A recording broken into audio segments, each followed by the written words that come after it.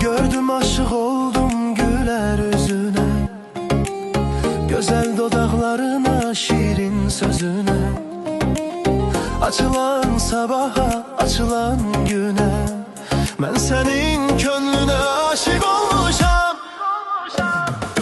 Günahım nedir görem Allah'ım, onu sevmekten başka. Yaralı kalbime sen çektin ahı, onu bil güzelim aşık olmuşam.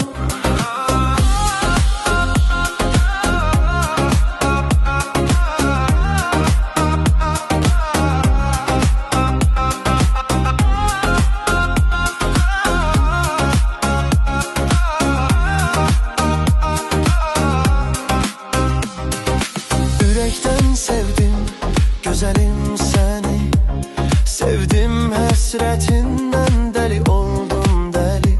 Belki de hayat budur ikimizden beri, onu bil güzelim aşık olmuşam.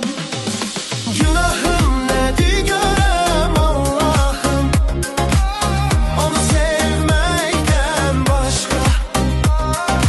Yaralı kalbime sen çektin ahı, onu bil güzelim aşık olmuşam.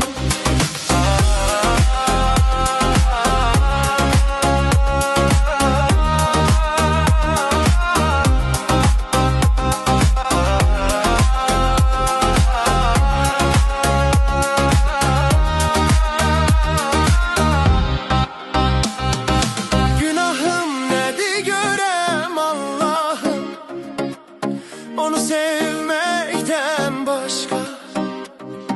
Yaralı kalbime sen çektin ahı, onu bil güzelim aşık olmuşam.